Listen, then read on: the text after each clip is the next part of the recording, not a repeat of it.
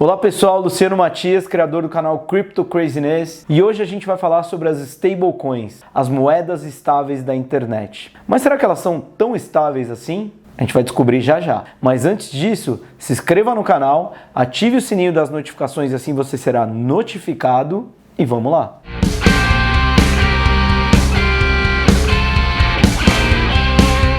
Pois é, pessoal, hoje vamos falar de stablecoins. O que são stablecoins e por que a gente precisa falar delas agora? Stablecoins são moedas estáveis, criptográficas. O mercado cripto é conhecido pela sua alta volatilidade, a ponto de afetar bastante o estômago dos investidores e causar muito mal-estar, principalmente em momentos como a gente está vivendo agora, um bear market quase interminável, desde janeiro que a gente está aí nas baixas. E é aí que as stablecoins entram. Para que elas servem? Então primeiro vamos falar o que são as stablecoins. Stablecoins são ativos digitais pareados em moedas fiduciárias, como o dólar, o euro, real, e etc. E também podem ser pareados em commodities, como o ouro. A gente pode até dizer que eles fazem um papel híbrido, como se fosse a ponte entre o universo cripto e os sistemas financeiros tradicionais, regulados pelos bancos centrais. Elas têm essa característica um tanto quanto em comum no mercado cripto, conhecido por suas curvas dignas de montanha-russa,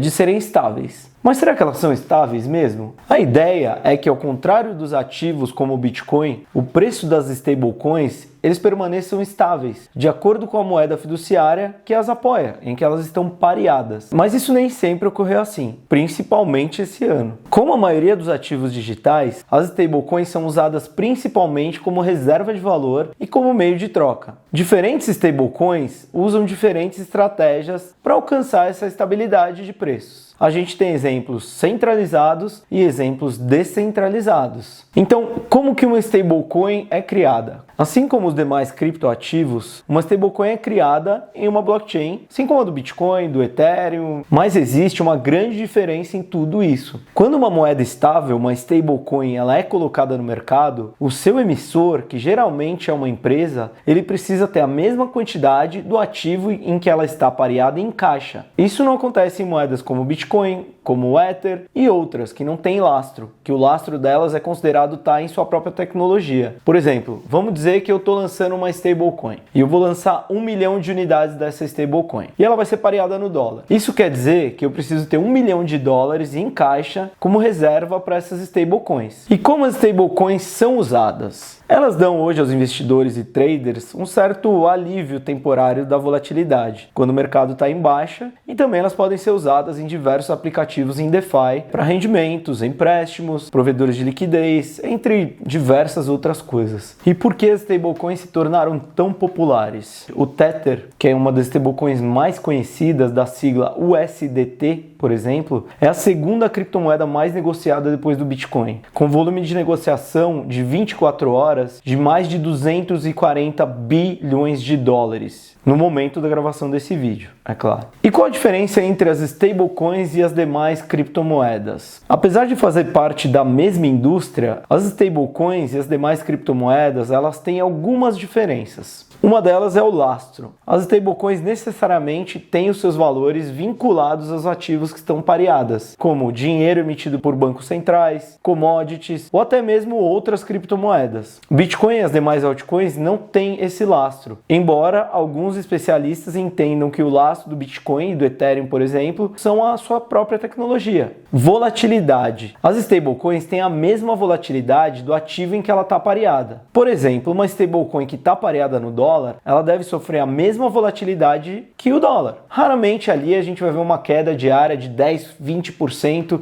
que é comum ocorrer com outras criptomoedas. Valorização. Não espere ficar milionário de uma semana para outra com stablecoins. Se por um lado a estabilidade ela traz a segurança, é positiva, a valorização de uma stablecoin ela também acompanha o ativo no que ela está pareada. Então ela vai se valorizar como o dólar, como o euro, como o real, e etc. Ela é um ativo contra a inflação. Grande parte dos investidores vê no Bitcoin, no Ether e outras criptos ativos de proteção contra a inflação. Se você for, por exemplo, analisar o preço de um iPhone em Bitcoin, você vai ver que esse preço ele só sofreu uma deflação com relação ao Bitcoin nos últimos anos. Stablecoins ligadas a moedas fiduciárias, por outro lado, elas são totalmente suscetíveis a decisões governamentais dos bancos centrais, ou seja, elas estão indiretamente expostas a essas decisões. Centralização. Normalmente, as stablecoins são centralizadas e tem grandes empresas por trás delas, o que pode ser visto de forma positiva e negativa. Positiva se você colocar sua confiança nas empresas e negativa se você acredita cada vez mais em um mundo descentralizado. E por que as pessoas escolhem stablecoins em vez de criptomoedas como Bitcoin? Muito por conta das oportunidades em DeFi, onde elas podem travar esses tokens e receber rendimentos, participar de pools, provedores de liquidez, rendimentos de renda fixa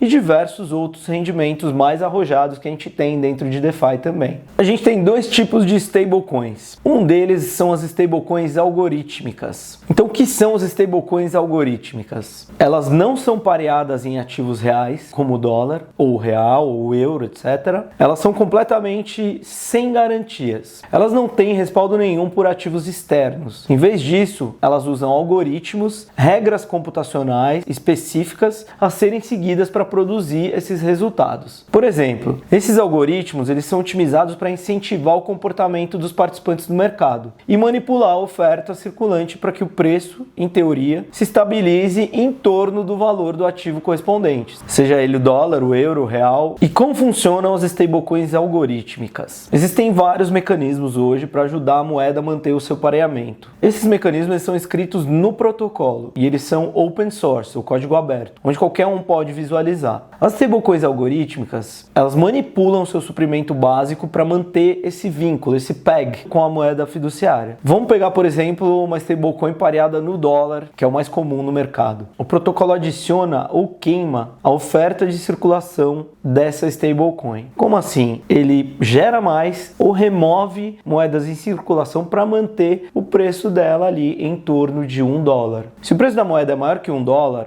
o protocolo cria novas moedas. Se ele é menor, o protocolo queima ou remove moedas de circulação. Programa de computador que faz isso. As moedas são criadas ou queimadas nas carteiras dos portadores das mesmas. Tá, Luciano, legal. Então me dá alguns exemplos quais são stablecoins algorítmicas. Eu posso te dar alguns exemplos aqui. A gente tem hoje a Ampleforth, que é AMPL, é uma das primeiras stablecoins algorítmicas. A gente tem o USDD, que é uma stablecoin descentralizada para o ecossistema da Tron. Ela foi lançada esse ano, em maio de 2022, pelo fundador da Tron, o Justin Sun. A gente tem a UXD, que é uma stablecoin algorítmica apoiada 100% por uma posição neutra dela na blockchain da Solana. E a gente tem a DAI, e ela se destaca muito de outras stablecoins porque ela pode ser amplamente usada enquanto ela permanece descentralizada e ela teoricamente é mais segura. A DAI ela foi criada por uma empresa chamada MakerDAO, o valor dela está pareado no dólar, e ela pode ser usada para transferência entre carteiras da Ethereum também. Isso que é muito legal. E a MakerDAO é um player de DeFi muito famoso, estão bem atentos aos movimentos do mercado também. E um último exemplo que deu muito o que falar no mercado cripto e causou altos prejuízos para a galera é o UST, a stablecoin algorítmica que ganhou as manchetes em maio de 2022, quando ela perdeu essa indexação ao dólar, em meio a uma queda que foi uma das mais amplas do mercado de criptomoedas. Ela principiou um colapso no preço da Terra, essa outra criptomoeda, que era usada para manter essa indexação ao dólar, onde ela era pareada. Como stablecoin algorítmica, ela não tinha uma reserva em seu tesouro em dólares. Ela era pareada nessa outra stablecoin, a Luna. E isso causou um problemão, até o mercado foi para baixo também por conta disso. Ao longo de apenas alguns dias, os dois ativos, a Luna e o UST, eles apagaram quase 40 bilhões de dólares em valor para os investidores. A UST, ela perdeu completamente o preço de $1. E a a Luna caiu para um preço de 0,00001.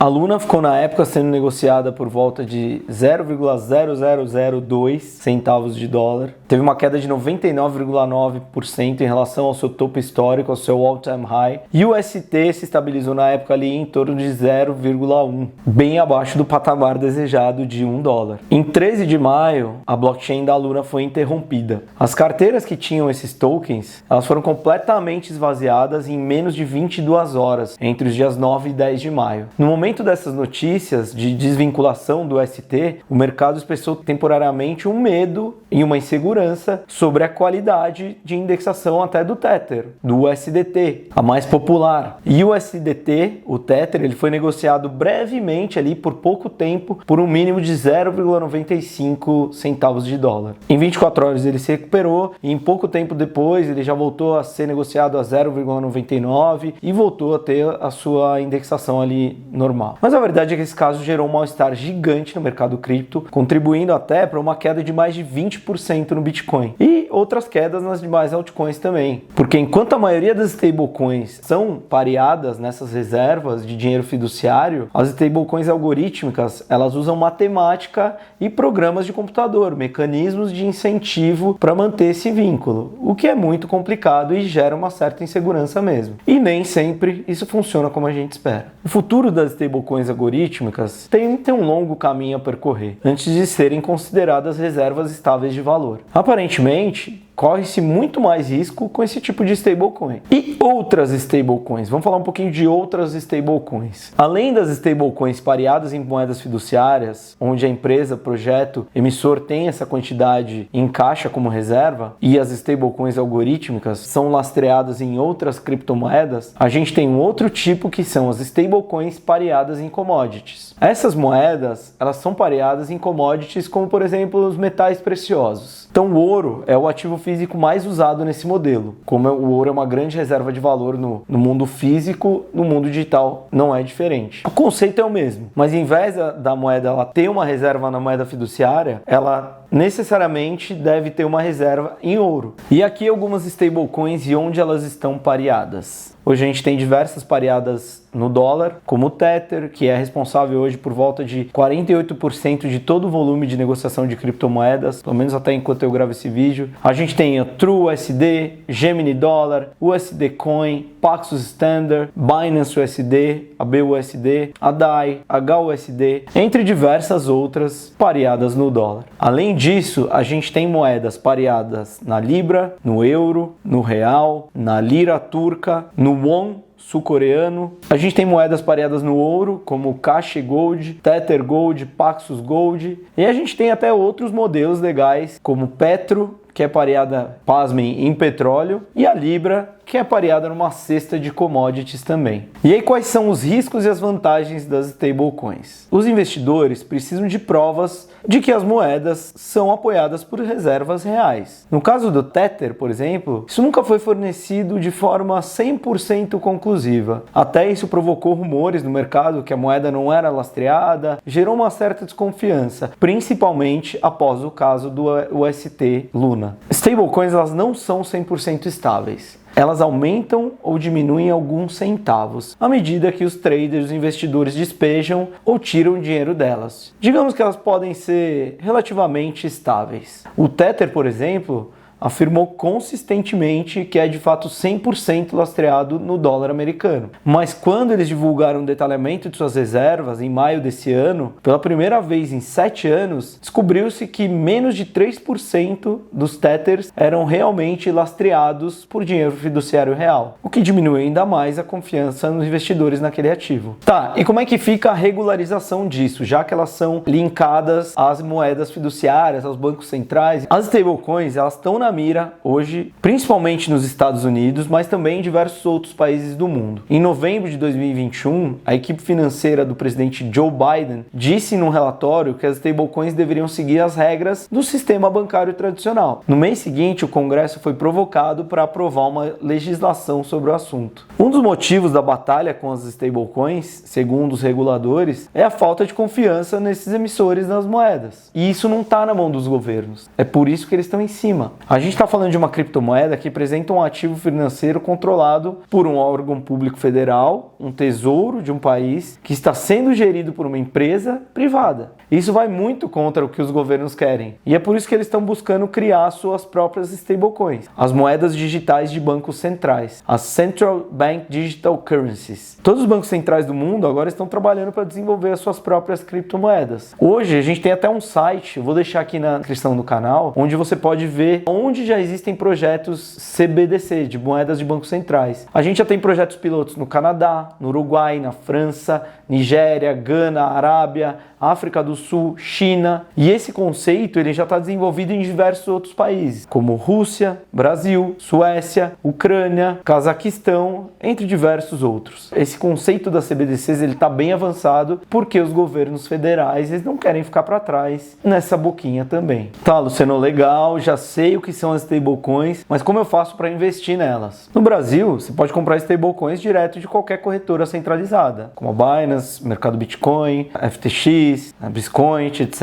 e tal. Você só precisa se registrar, fazer um Pix em reais para a plataforma e trocar pela stablecoin que você quiser. Segundo a Receita Federal, a stablecoin mais usada pelos brasileiros é o USDT, é o Tether. E qual que é o futuro das stablecoins? Com o boom das criptomoedas em 2017, os investidores eles ficaram cada vez mais procurando as stablecoins como uma maneira teoricamente mais segura de experimentar essa tecnologia. Mas a verdade é que em 2022, após esses acidentes de percurso, como esse da Terra à Luna, surgiu a pergunta: será que as stablecoins são tão estáveis assim? O bear market de 2022 ele tem revelado fortemente quais projetos são efetivamente seguros e confiáveis e quais deles a gente tem que ter mais cuidado. O importante é sempre a gente ter cautela e nunca colocar todos os ovos na mesma cesta. Hoje a internet está aí à disposição de todos, com uma fonte gigante de pesquisa e informação. Então sempre pesquise, procure informações reais sobre aquela stablecoin antes de tomar qualquer atitude no mercado cripto. Existem muitas oportunidades excelentes, mas muitas que são bem perigosas. Seguimos atentos. Bom, gente, por hoje é isso. Obrigado e até a próxima.